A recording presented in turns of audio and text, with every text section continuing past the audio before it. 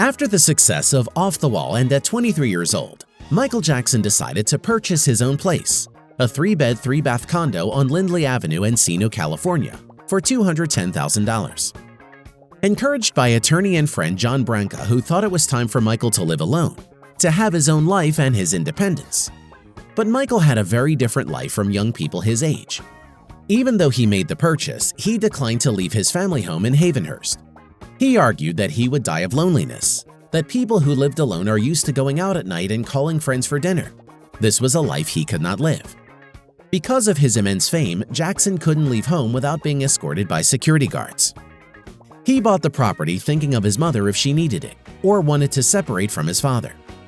Michael Jackson paid $175,000 in cash for the 3-story condominium, measuring 1,890 square feet.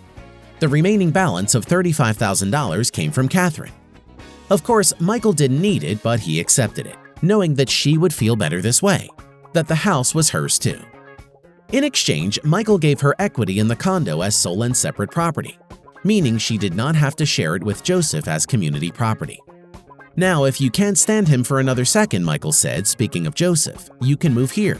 It will be great. We could live here together. Imagine that, and without him. In the end, Michael could not go through with it.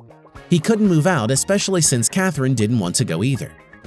Although in a couple of years, Michael would move into the condo temporarily when his family home was being remodeled. Construction of the new mansion, which was Tudor in style, took a full 2 years to complete, during which time Michael and a few of his siblings lived in the Encino condo. Built in 1973, the building was quite large and housed 81 different units. While there, Michael invited a journalist named Jerry Hershey into his temporary home to conduct an interview. In the interview, which was published in the February 17, 1983 issue of Rolling Stone magazine, MJ says to Jerry of his dwelling, "Not what you expected, huh?" As Jerry later states in the article, an unlikely spot for a young prince of pop. And he was right. The complex, which is called the Lynbrook, did not look at all like the kind of place one would expect to find the king of pop residing in during the height of the Thriller years, which is probably exactly why he chose it. The privately gated facility was so low-key and tucked away from the bustle of Hollywood, it allowed Jackson to come and go freely undetected by fans and press alike. Because Michael Jackson found going out problematic at times, the freedom and extra space allowed him to entertain privately, as documented in this video of Michael dancing with television star Emmanuel Lewis, which was taken in the living room of his Encino condo. Although Michael Jackson only lived in the property for a short period in the mid-1980s, it was subsequently used as a haven for his brothers when they have had marital difficulties. Over the years, there was a Jackson's rotation living continuously at any given point. Michael Jackson never visited or paid much attention to the property and legally owned it up until his death in 2009.